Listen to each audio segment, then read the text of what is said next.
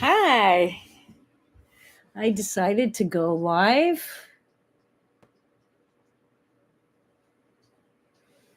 Okay. Let's see. I'm trying to figure things out.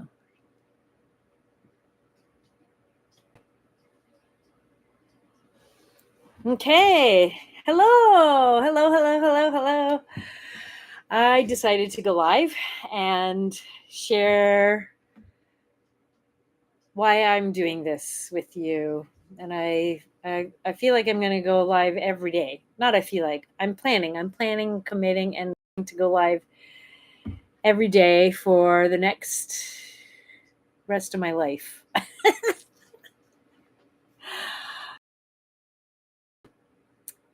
And the reason why I want to go live is because I have not been able to be in the public eye, be on social media. Oh, hi, everyone. Oh, there's a whole bunch of people joining. How nice. I'm live on YouTube and on TikTok at the same time. So when I'm looking down, I'm looking at YouTube, and when I'm looking up, I'm on TikTok. So hi, all these people. Oh, I'm so flattered and so thankful. Okay, so I came on here to talk about my comic, and I'm doing a comic book series, and I feel like I'm the, boy who cried wolf, because for so long I said I've been doing this comic, and it's actually been 25 years. But I've had obstacles and obstacles and obstacles. Oh, I'm making a tea, so that's my... No, that's not my tea. That's my cabbage rolls. I have cabbage rolls in the oven. Okay, I made them yesterday, and so I have them in the oven, and I figured, you know what? I come in here and chat and hang out with you guys, and so talk about my comic. Okay, so when I was 8 years old, I had a really strange experience. I had strange experiences before then, but when I was 8, our school decided to take us on a school trip to an all-men's, they called it back then an insane asylum, which is not very nice because mental health issues, very, very I've struggled with mental health issues, and so to say that I'm insane is so awful, so awful. Anyway, the name of this place was called Pine Hill in Richmond Hill or Aurora. Anyway, we went on a school trip to this place, and I was traumatized. I remember going down this hall, and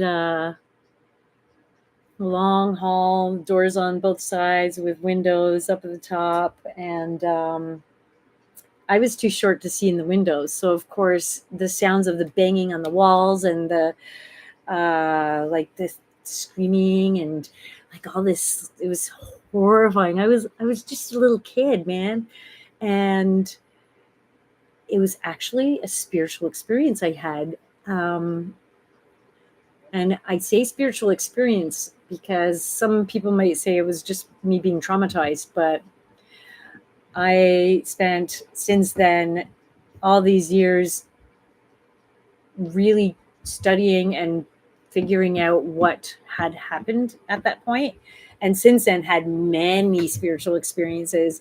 And so basically what happened was I was fully in the moment, fully in the present, fully right in, with no past, no future. And I had an enlightenment experience when I was 30. Well, actually, I had one before that when I was 27. When I was 27, where the past and the future just ceased to exist. And that is when you're fully in the moment. My God, it's mind blowing. But this was traumatizing. And So things go in slow motion when there's no past and no future. And it was just like so slow. And when I came to and realized, like, get snapped to it, my class was just going through the door and the door shut. And so I was in the hall by myself, and I panicked at that point. I panicked because all of a sudden my mind shot into the future of the possibilities of what might happen if, like, I get stuck in there or something. So anyway, the door closed. I opened the door and I turned right, and boiling water. Sorry, I'm just pouring my tea here, just pouring my water.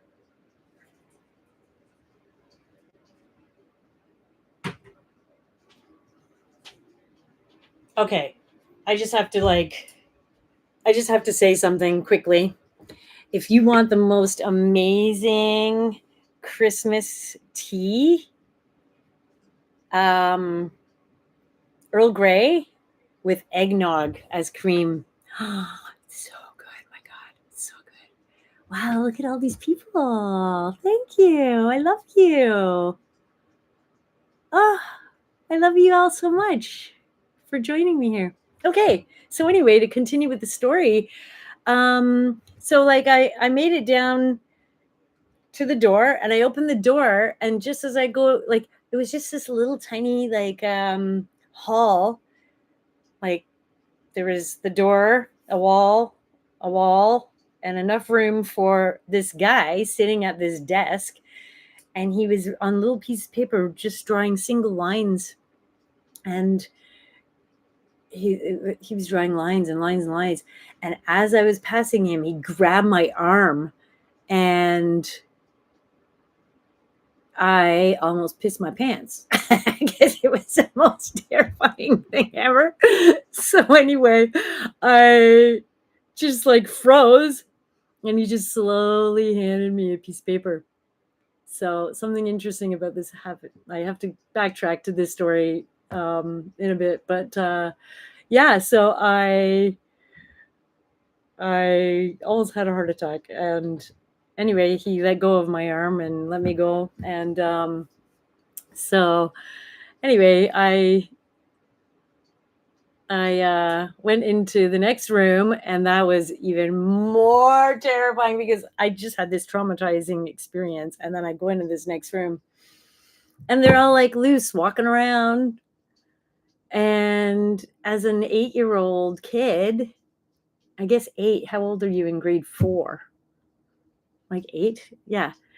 And so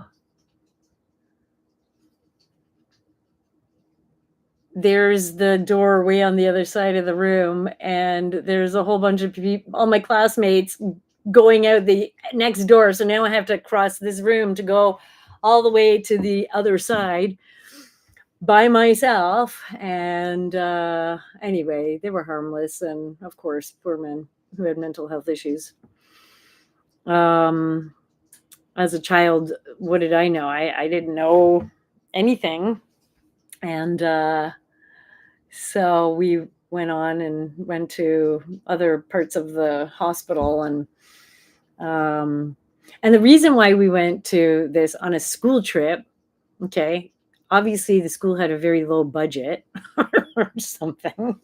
And the other reason was we were learning about the body. So this was like, we were learning about the brain, and this was the brain and how the brain can malfunction and whatnot. And so, yeah. So anyway, I went home after that, and my mom was like, "What's wrong?" I was really quiet, and I was sitting there, doing my homework or whatever it was that I used to go and sit at the kitchen table and watch my mom cook, because she was a chef, and I was just to be in the kitchen and smell the cooking. She's so good, such a good cook. And so she said, "What's wrong? Like, what's happening?" And I said, "Well, um, we went on a school trip today, and I told her about the trip, and she said, "What? Like, I I signed a form for you to go to this trip?" Like, she was more mortified than I was. So anyway, I was like, "Mom, like, what's wrong with those men?" Like, I felt so bad for them. And she said, "Well, like how you could break your arm. I had broke my arm um, before this, and she said, or you can get sick or whatever." She said, "These men, they got it's sick in the brain. The brain can get sick." And they had explained that to us in, of course, like the trip, and the teacher had told us about that and stuff like that. But I was like,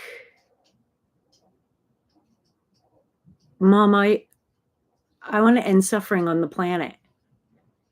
And she was like, "You want to end suffering on the planet?" And I was like, "Yeah, that is what I'm going to do. I'm going to end suffering on the planet." And she said, "Well, that's a tall order." And I said, "I think that's what I came here to do."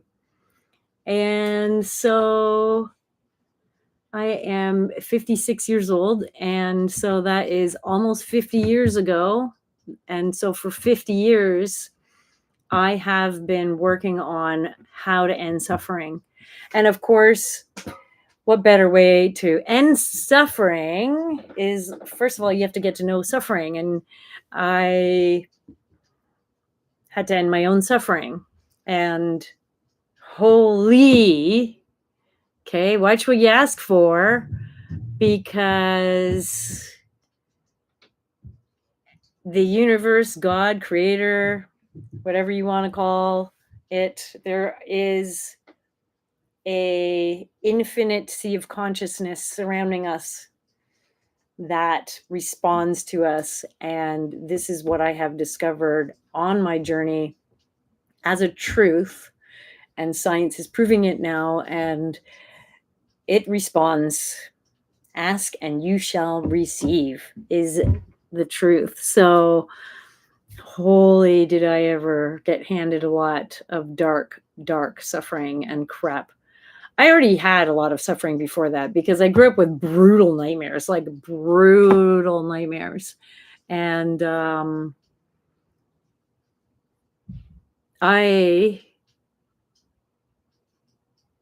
I wanted to end my nightmares. So number one, why I'm doing this comic is because my goal was to end suffering on the planet. I ended my suffering. I feel like I can help others end suffering as well. And that's what my hopes are. And I decided to go live because I was meditating the other day, and really what is in my heart and soul is to help people.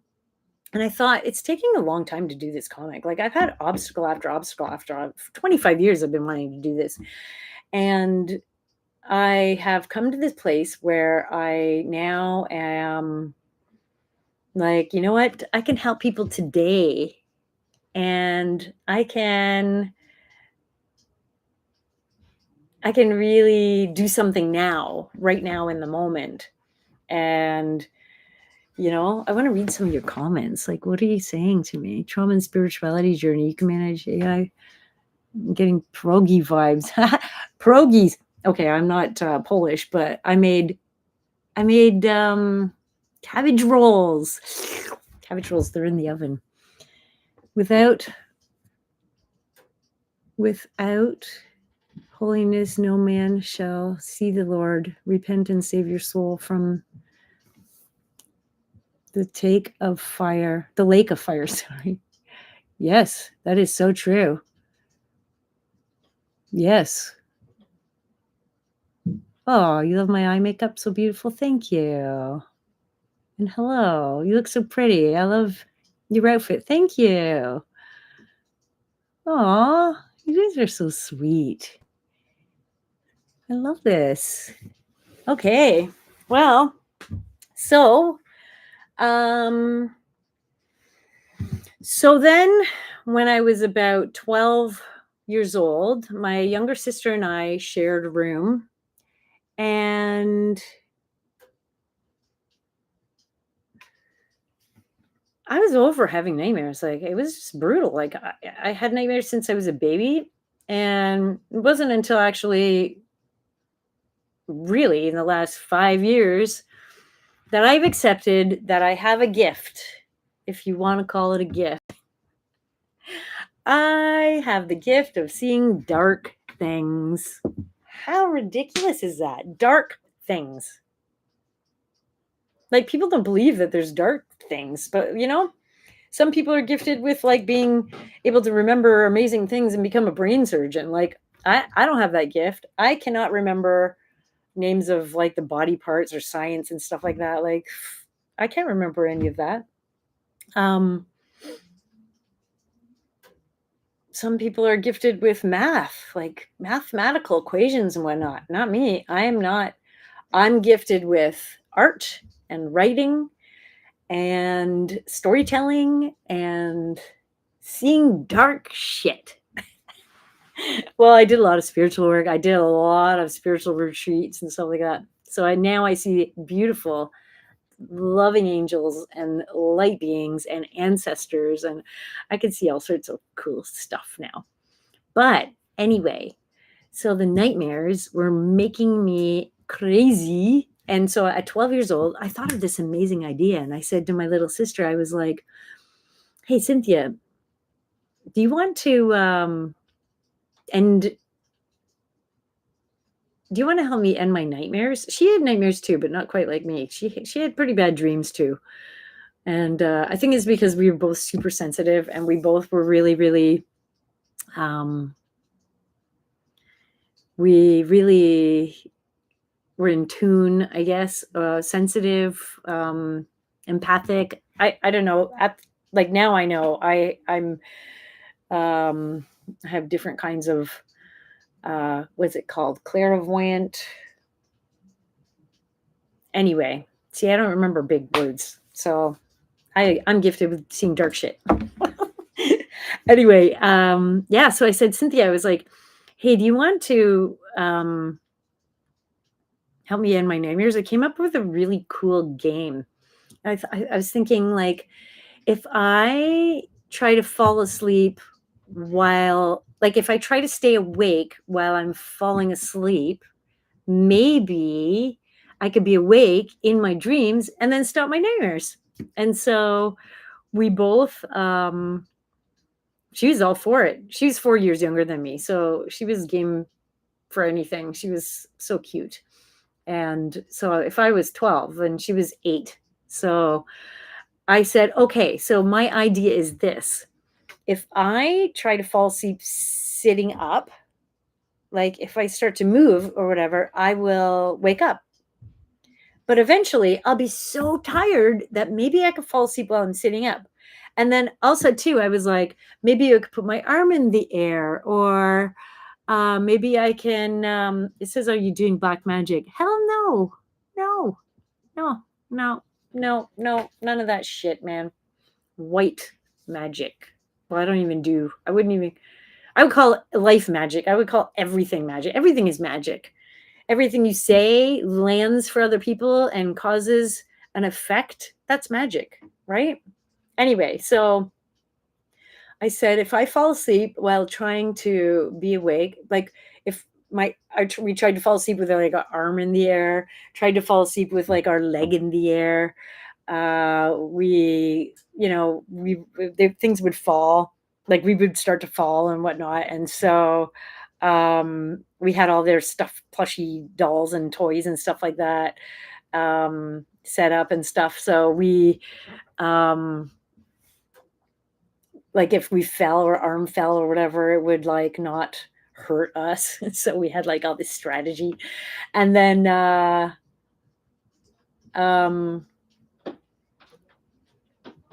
we did that every night for quite many months. And then the most amazing things started to happen. We didn't know what the word lucid dreamer was back then, but like we started to have the most profound lucid dream experiences.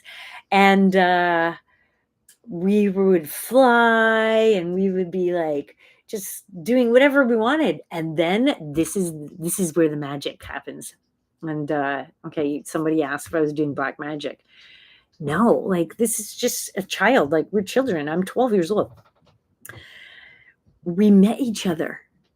We met each other in dreams. We actually met each other. And when we woke up, we were like, oh, what did you dream? Every day we would tell each other the dreams and stuff like that. And it was like this university type town. And I was like, well, yeah, like there was all these buildings and I described the buildings and stuff like that. And she was like, yeah. Like, and then this building was like that. And then I was like, yeah. And then this building was like that. And I was like, yeah. And it was on a hill and there was these trees. And she was like, yeah. And I was like, and down at the bottom, there was this like big, massive one. And like it had like this like kind of like a balcony type thing, but it had pillars and oh my God, like it was so freaky. And then I was like, oh, and then, you know, when you left, and then you weren't there. So I think you left, I said, because then you weren't there anymore for a little while. And she was like, yeah, I did leave. I went, and she told me where she went. I don't remember where she went. It was a long time ago, but she went and did some other stuff in the dream. And I was like, oh, we were so freaking ecstatic and excited. And it was amazing. And so then we started to develop that ability to dream. And her and I both, like, we started to meet each other more. We went to these alien planets. This one alien planet where they had all these people, like, it was almost like herding us like cattle. And I remember becoming super conscious and being like, oh my God, like what's going on? And so I remember grabbing her and being like, Cynthia, like wake up, like remember this. And so the next day she actually did remember it. And we both remembered it like, oh, it was just so mind blowing. But the worst part about it was my nightmares didn't end. They just got more real. Like, they got so intense and so real, like that it was horrible. Like it was way worse. It was way worse. Like I was like, oh my God, what Pandora box have I opened? So anyway, by the time we were young teenagers, I started dating one of my very good friends from high school, his friend that I had never met. So I started dating him. And then my sister started dating my friend from high school, which was really cool because the four of us were all into this spirituality. And my husband, I ended up marrying him, and he's the father of my daughters. He's really into Carlos Castaneda. And so me and my sister both really started to really read Carlos Castaneda, really get into it. And it was so cool because a lot of the things that he said that Don Juan was teaching him and stuff like that, we had already experienced. So that's why we were so obsessed with these books, because we were already doing these things and stuff. So fast forward many years later, I had an experience that Don Juan, Carlos Castaneda talked about, and my dreaming body separated from my physical body. And my dreaming body directly experienced infinity while my physical body stayed in the physical finite reality. And I ended my nightmares. That ended my nightmares. There's obviously way more to the story than that. And that's what my comic is about. My comic is about all of that. I had so many crazy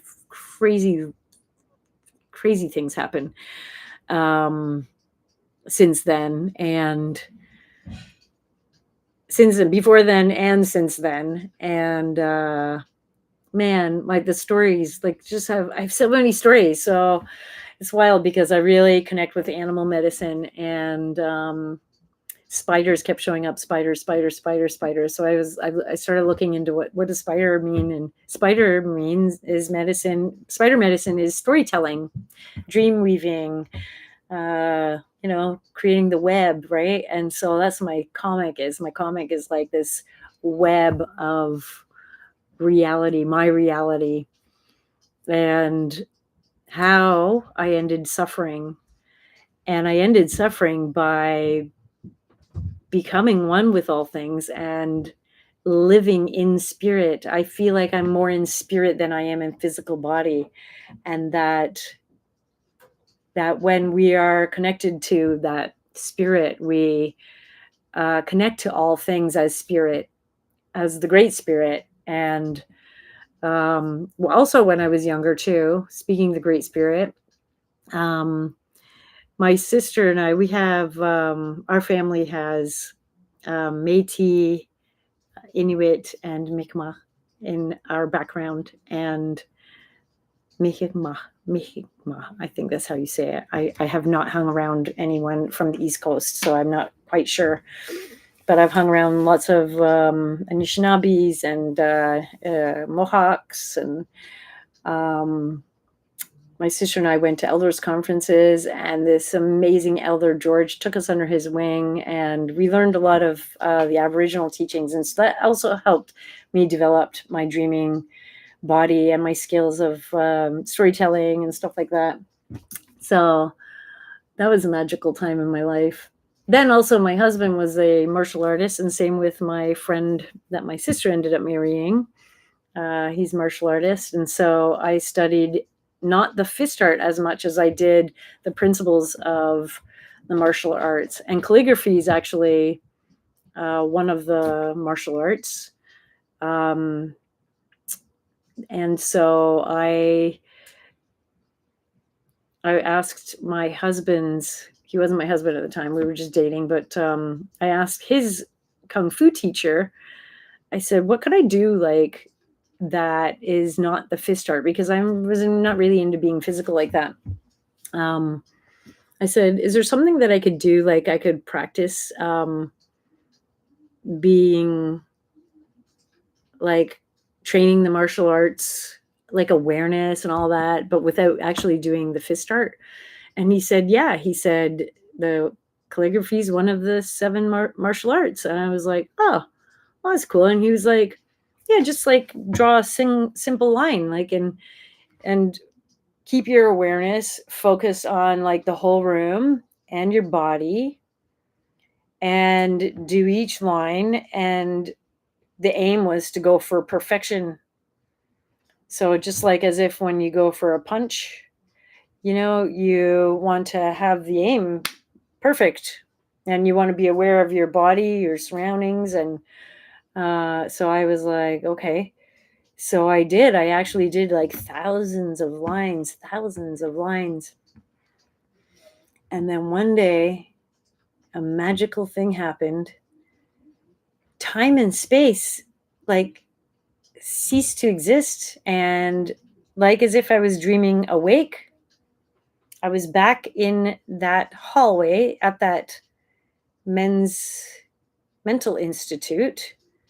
And I was walking down the hall and I was having that experience. And that's when I realized it was an actual spiritual experience.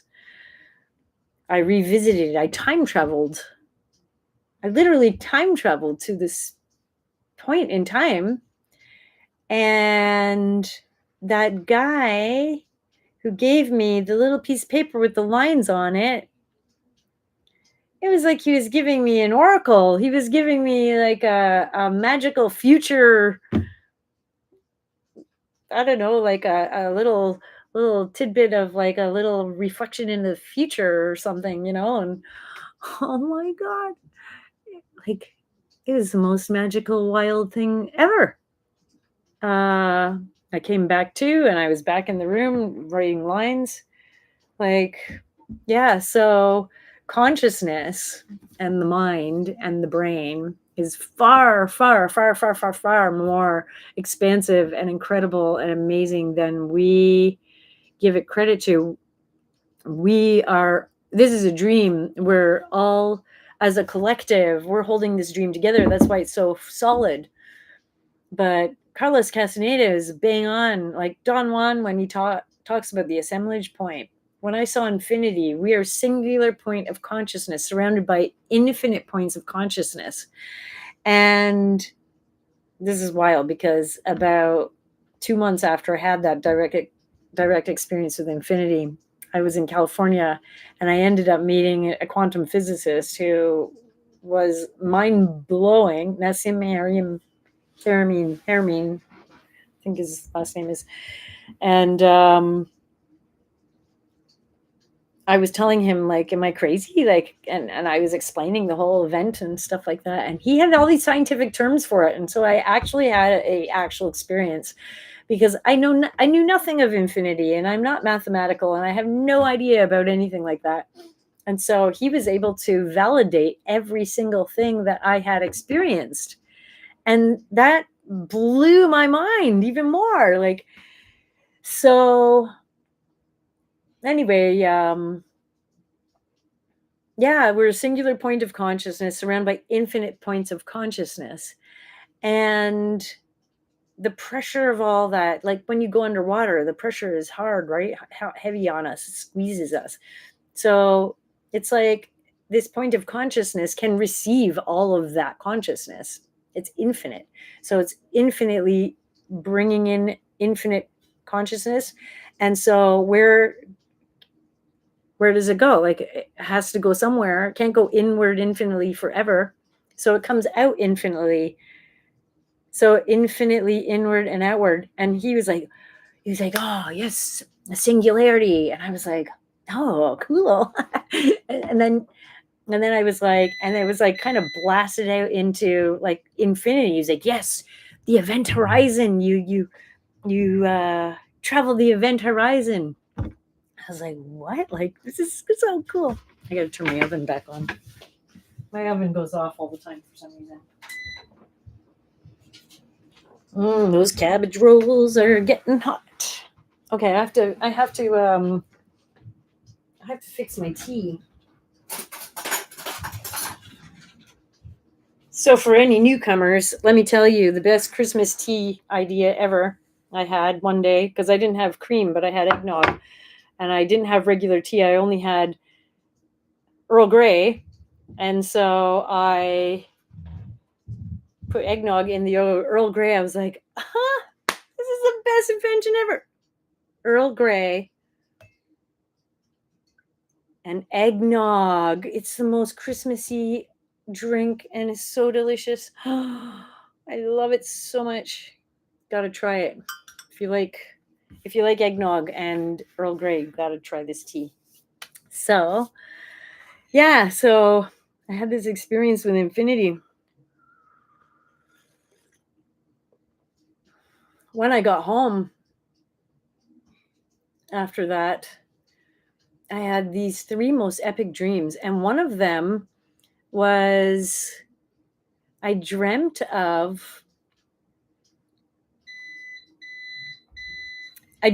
I was in my house, and I had 2 little girls at the time. They were 3 and 6. And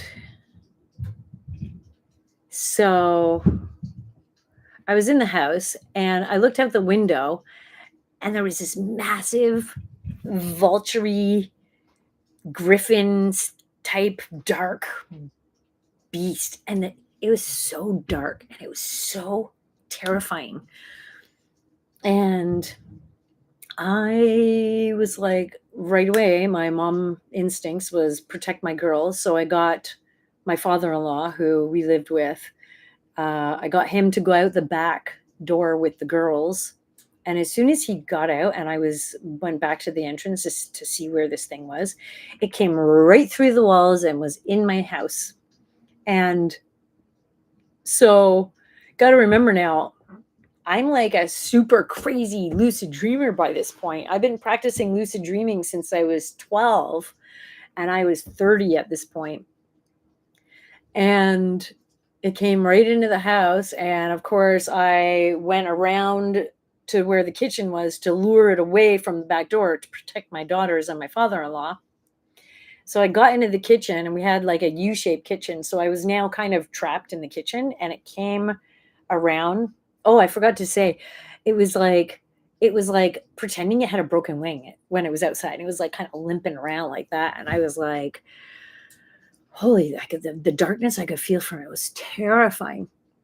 So anyway, as soon as I had come back around after I had gotten the girls to go out,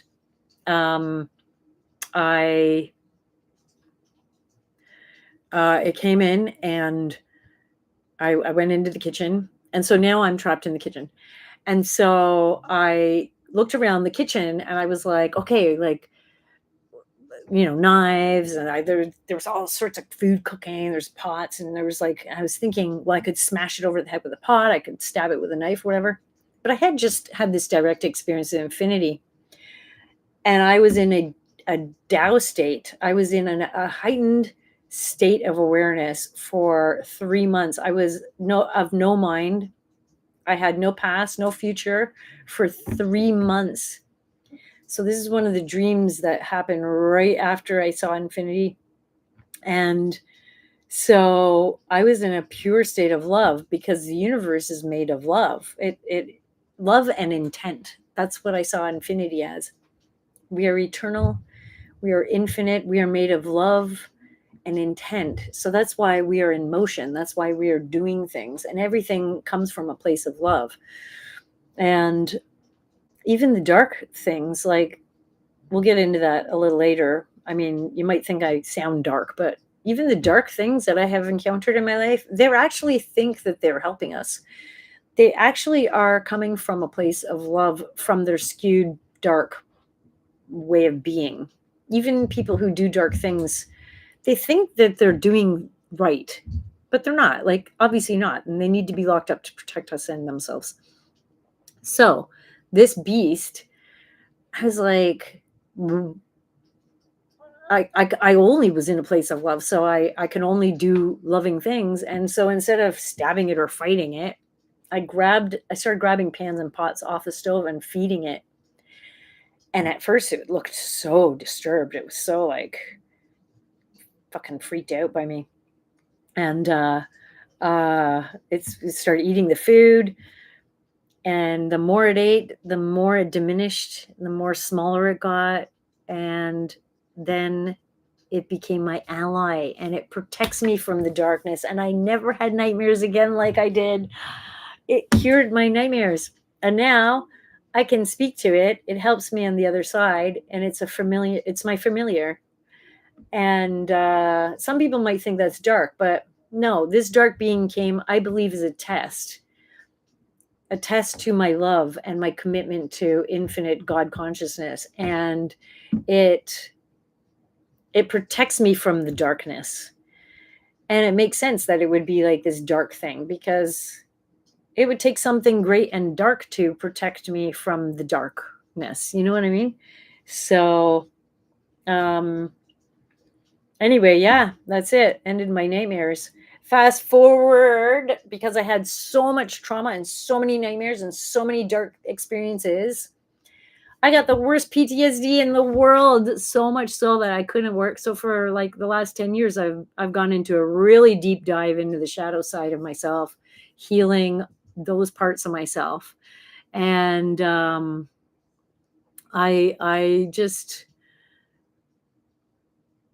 cannot believe the darkness that I had to face within myself in the last 10 years. It's like crazy.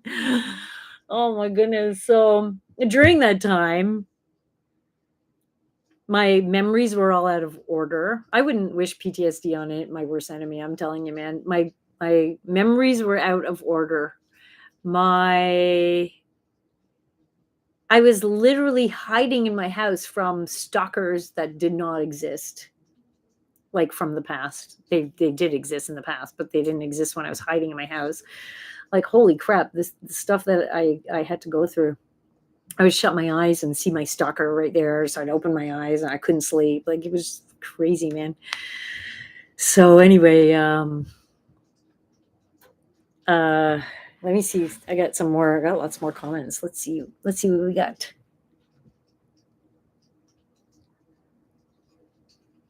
Oh, hi.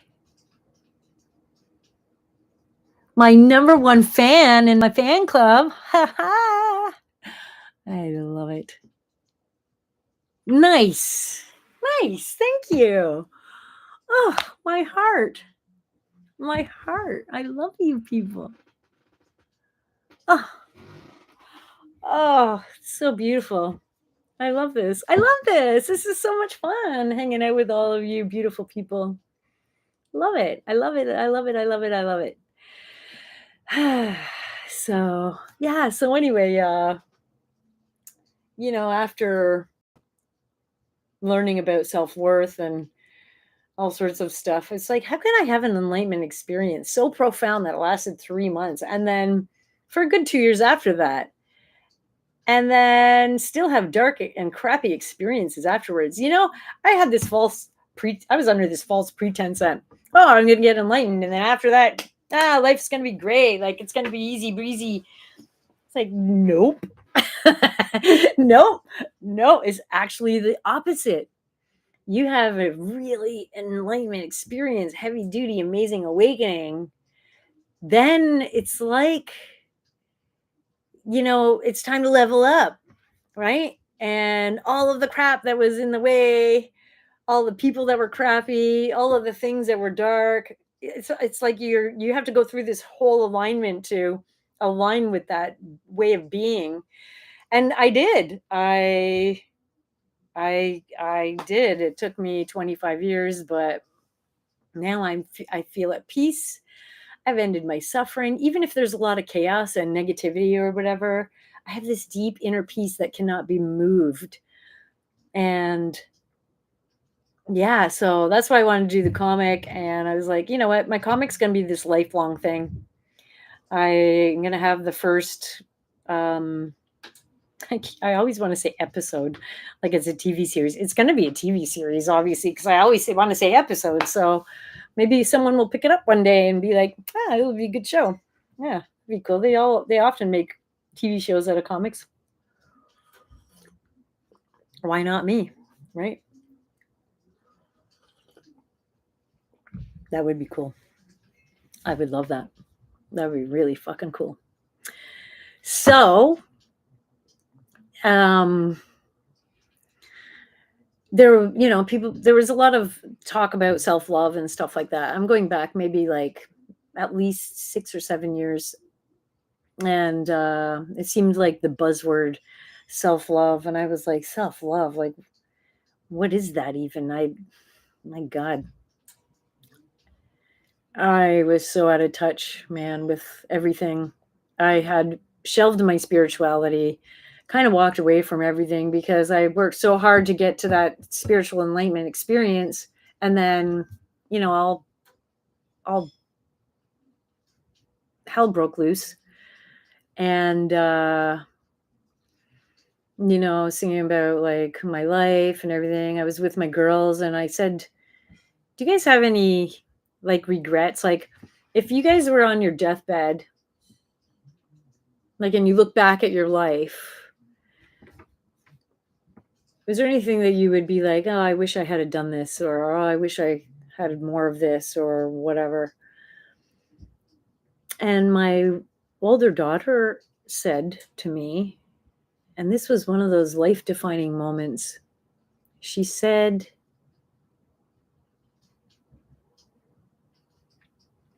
I don't have any regrets for myself, she said, but if I died and never got to read your comic, she said, that would be my biggest life regret. And I was like, really? Like, even just saying it right now makes me want to cry. Like, oh my God, seriously? That's the most profound thing anyone ever said to me. And I was like, that's it, man. I got to do it. But with PTSD, when I started my trauma therapy, I couldn't even get out of bed. I basically would try to just get out of bed. That was my goal for the day. My only goal in life was get out of bed. And after several months, I finally got out of bed. And then my second goal after that was to make my bed. And that took quite a few months to make my bed. And then my next goal after that was to get out of bed, make my bed, and do the dishes. And that took quite a few months. And so it took me a year to just get out of bed, do my bed, and do the dishes on a regular basis. And to do my dishes on a regular basis actually kind of wavered for several years. Now I can do my dishes on a regular basis. But to actually be seen in the world, I was stalked 5 times. Oh my God. The first time I was stalked was my uncle kind of went crazy, and that was awful. And all of these stories, by the way, I'm expanding and telling the whole story in my comic book series. And that went on for 2 years, and that was one of the most traumatizing experiences of my childhood, because I loved him so much, and then he turned into this psychopath. And then when I was a teenager, I was stalked by a serial killer.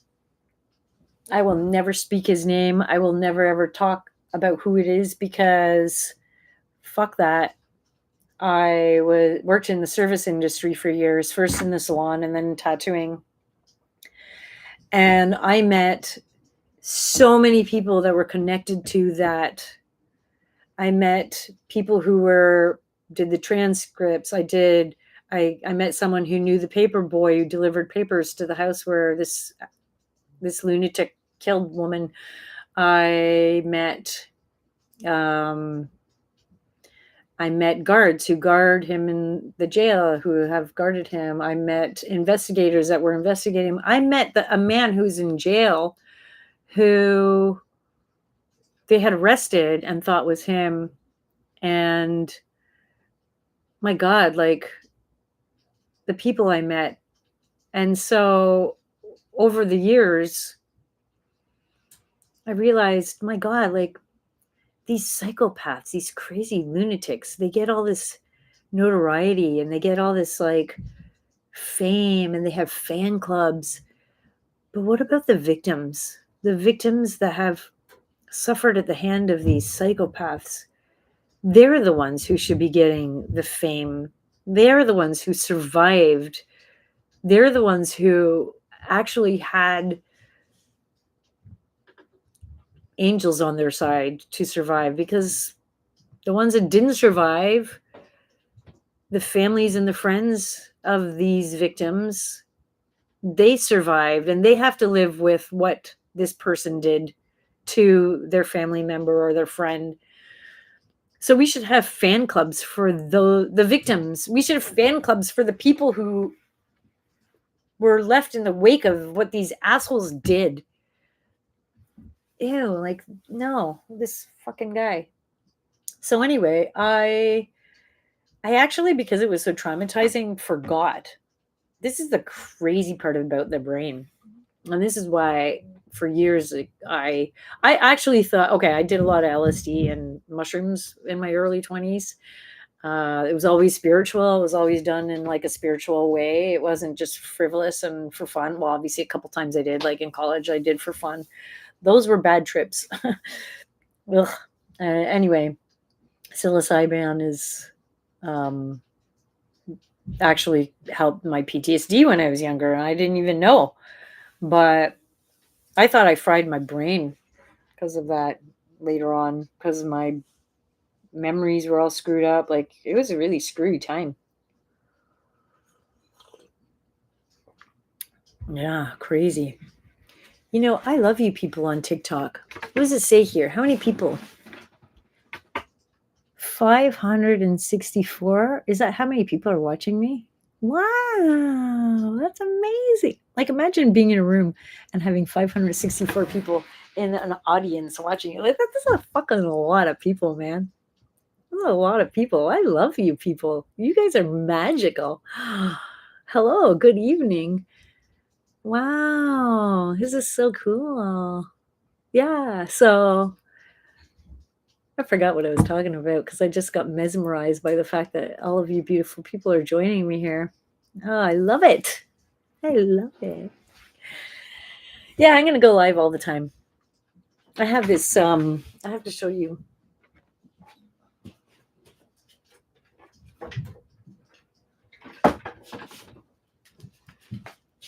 This is, oh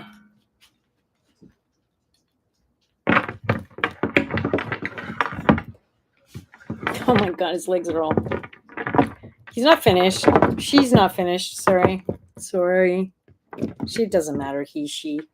It's death. It's no gender. Who cares about gender? We're all beautiful people. We're all beautiful souls. We're all magical beings. We're all infinite love and light souls that live forever. You want to be whatever you want to be. Just be whatever you want to be because you're fucking magical and amazing and beautiful. Yeah, so this is death. One of my videos, my last video, my last reel or short or whatever you want to call it. I don't know, whatever. It's me just as infinity, and then this is the finite. And death is actually what makes the reality a reality. Because everything here has a beginning and an end. And anyway, I have to take her apart. And she's completely bedazzled. You can see her magical face all bedazzled. And yeah, I want to bedazzle the whole thing. I want to bedazzle all the body and every part of it. So I'm going to be taking her apart. And, you know, I will try to get on here every night, every evening, and join you beautiful souls who come here with me. I love it. Is this a cooking tutorial? Oh, I'm going to cook up some magical stories. That's what I'm going to be cooking up with tea. Cheers. Is this a cooking tutorial? I wish. My mother's a chef. Both my sisters work in the restaurants. My brother-in-law owned a grocery store. I come from a family of foodies, and I'm the least of the foodies. I did make cabbage rolls. I'm a good cook, but definitely not enough to make a cooking channel. I mean, maybe I could make a cooking channel. Maybe I could make a cooking channel that's like, can a shitty cook? Can a shitty cook? That's what I would call it. Yeah, I'm going to be cooking up dolls like this. Yeah, see, I have to rewire it. I wired this really quickly for Halloween. And the frickin' whole neck at the bottom crumbled. And it's made of polymer clay. And I've never had that happen, so I must have not cooked it properly or something. So I'm going to take her apart and I'm going to rewire it because I'm kind of glad that I took her out Halloween night because I could see all the things that were wrong with it. And I mean, that's how life goes, right? You live and learn. So I'm going to take it apart, rewire it. And it is one of my main characters in the comic. I wouldn't say I'm the main character. I'm the main character in my life. And so same as in my comic. And yeah, so I love her. Oh my God, her head keeps falling back. Yeah, the whole thing crumbled. So tomorrow night, oh, will I be able to come on tomorrow night? No, 8:00. I'll have to come on earlier, around like maybe 6:30 to 7:30 because I have something going on at 8:00. But yeah, I'm gonna wire it. I'm gonna put actually more heavy duty wire inside of this, and I'm gonna put like more wiring in the fingers. I'm gonna figure out how to make it so that it's not so floppy because like that's pretty lame. And then I'm going to make all my comic characters. I'm actually making dolls of everything. So that I'm a pretty good artist, but I'm really crappy at drawing the same thing over and over and over again. So I figure, you know what, if I make dolls, I can easily like look at the doll and then draw it over and over and stuff like that. So yeah. So that's what I'm going to be doing. And telling y'all stories. And you can ask me questions. And we'll like we'll talk about whatever you want.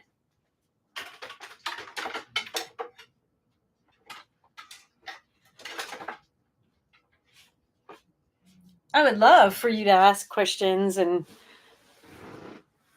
get into some pretty good conversations. I love having conversations. I like people when they ask me questions, because I like it when I have to think, you know, like thinking is my thing, my jam.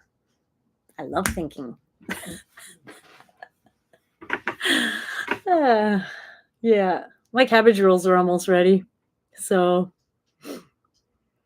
wow, I love you TikTokers. My goodness, look at that. 616 people.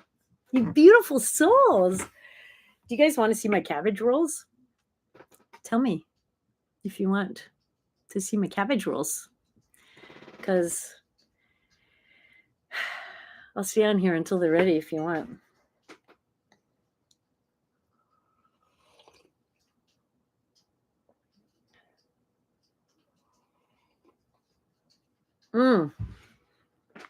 So I did so many things in my life. I'm so proud of like some of the things I did. Because I had a lot of trauma, like I was constantly working towards like having a better way of dealing with life, dealing with my emotions. Like, I mean, you know, I was born in 69, so I grew up with no internet. I lived at the library because I love knowledge and thinking and, you know, just exploring consciousness, exploring the depths of our brain and what's going on and stuff. And so,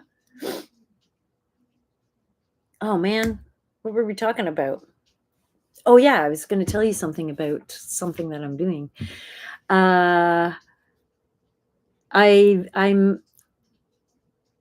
I did neurolinguistic programming with Anthony Robbins. Had the 30-day tape cassette thing back in the 90s. And then we did the fire walk experience, and I actually walked on fire. Like there was 1,000 of us and we all walked on fire. Like it's mind-boggling. And you know, that really made me be like, what is actually going on here? And so I mean, now I know that this is a dream, and it's a collective dream that we're having together. Everything is energy, and it's our assemblage point. Like it's like a circle. And so we are all peering out of the circle in about the same proximity of perception. And so we together are holding, we're holding it together as a collective. And so when you go to sleep, or when you have drugs, or when you have like hallucinations because you are dehydrated, or even like I believe what, you know, like psychosis, they say is it's hallucinating, but no, it's actually the assemblage point shifting. I don't believe it's hallucinations. I believe that it's just a shift in the assemblage point, and we're peering through that central point of consciousness that we are at a different angle, and you could dramatically move it, and that's where true alchemy comes in. And that's what I wanted for all these years, because I was like, okay, I need proof. I'm scientific. Like I'm a skeptic. And so when I was young and I was dreaming, I was like, all right. So if this is all a dream, then if I could change things in the dream, then I should be able to change things here. And so that's what manifestation is you're actually changing the dream. And I manifested so many things, like crazy, amazing things. I amazed myself. I amazed my friends. I amazed my daughters. Like there's things that I manifested that were just like, what? Like, that's crazy, man. And so my goal was to manifest something at will like that. Because if this is an actual dream and I could change things in a dream just like that, then I should be able to do that here. And I did. I actually did. And so I don't really want to tell you because I want you to find my comic and you'll find out. Oh, what the hell? I'll tell you. I had a pair of boots that were peeling, these black patent boots, and one of them was peeling. The other one was still in good shape. And the one that was peeling, I was so disappointed, but I loved the boots so much that I actually held on to them. I didn't get rid of them. And then my daughter was turning 30 and she was throwing this big birthday party. And so I grew up with a lot of punk rock friends. A lot of my friends were mods and punk rockers. And so I was like, I'm going to like punkify these boots. I'm just going to spray paint them and artify them and do some wild shit on them. And so I got everything set up outside. It was the summer, it was August. And the only thing that I forgot was a pair of rubber gloves. So I went back inside to get rubber gloves because, when you use a spray can, it gets on your fingers and whatever. I didn't want to get spray paint all over my fingers. So I wasn't attached to the outcome. I was coming from a place of love because I just was in this like amazing heightened state of love, and I was loving life and in gratitude of life. And my dreaming bodies like were wide awake and just living in this magical reality. And I went inside to get the gloves, and then I came back outside, and I thought just before I got outside, I thought, nah, damn, I wish those boots were brand new. I love those boots, but whatever. I'm going to paint them up. It's going to be cool. And I got out there and they were brand new. Like the one wasn't peeling at all. I literally was like, what? And I started laughing like a crazy person. And then I stared at it. And then I was like, what? And then I started laughing again. And anyway, I racked my mind. I went through every scenario. And then I talked to my girls and I asked them, I said, these boots were peeled, right? And they were like, yeah, we recall you telling us about that. And my boyfriend at the time, he came over. We weren't boyfriend and girlfriend anymore. We'd split up, but he came over. We stayed friends. And I said, remember these boots, how upset I was about them? And he's like, yeah. And it was like, he was blown away too. He was like, what? He said, you didn't buy another pair? I was like, no, like I did not. Like I promise, I did not. And he was like, seriously? Like both of us were like, I'm still to this day blown away that this happened. And holy crap, we are alchemists. We are dreaming. We are more powerful than anyone could ever fucking imagine. We are mind-blowing.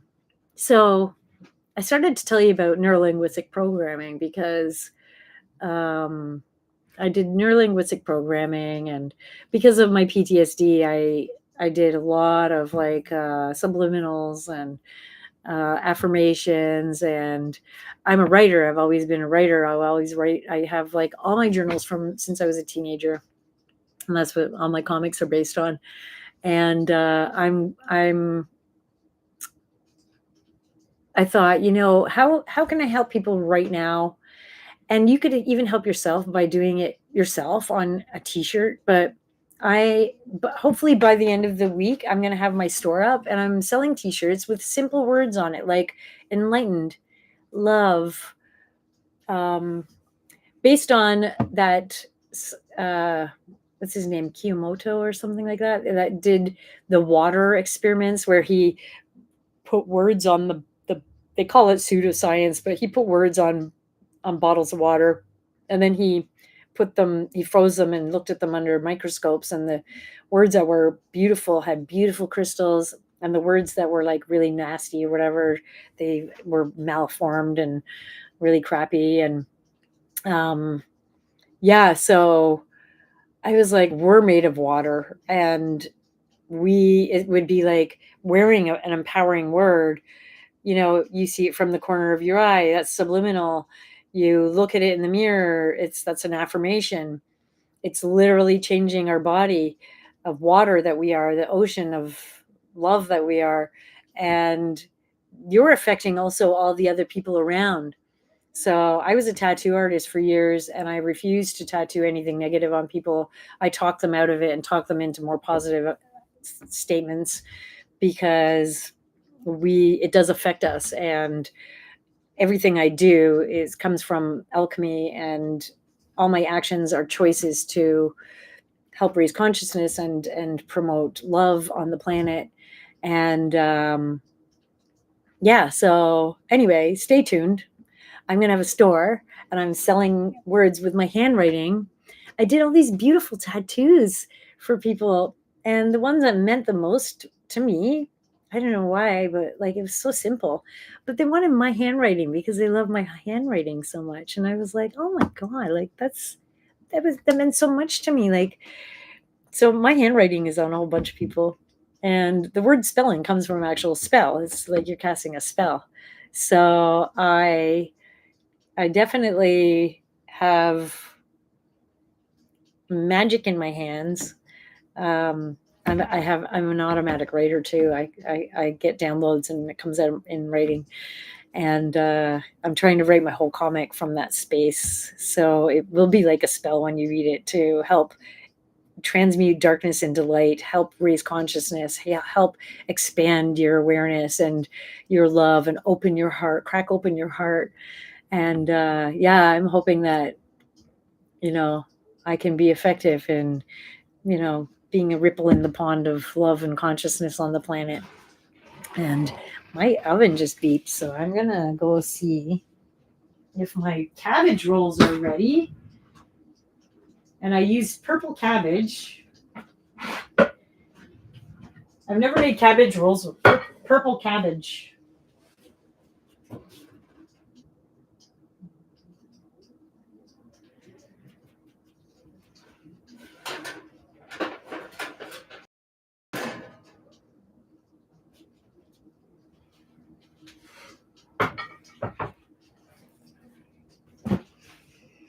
They're not ready.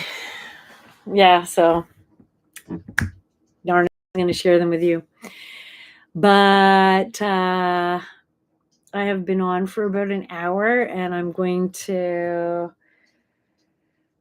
wait for my cabbage rolls, but I'm going to call it a night. And I hope that you come and join me. Do you like my cat jingles? I don't know your cat jingles. I'm sure I would love your cat jingles if I knew your cat jingles. I love people. They're so funny. You're funny. Okay. Well, I love you, and I hope you come and join me. Follow me, subscribe, so that you can come and see me again, and you don't forget who I am, because I don't want to forget you either. And I'm sending you lots of love, and come back and we'll hang out again. Mwah, mwah, mwah, mwah, mwah.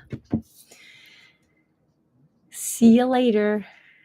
I don't know how even to get off of here. How do you?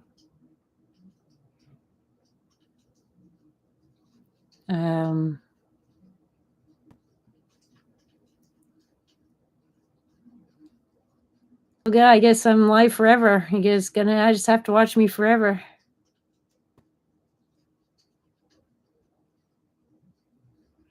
It says, viewers are still marveling at your energy, creating unforgettable moments. Please stay live and keep sharing. I would love to, but I have to go. Bye.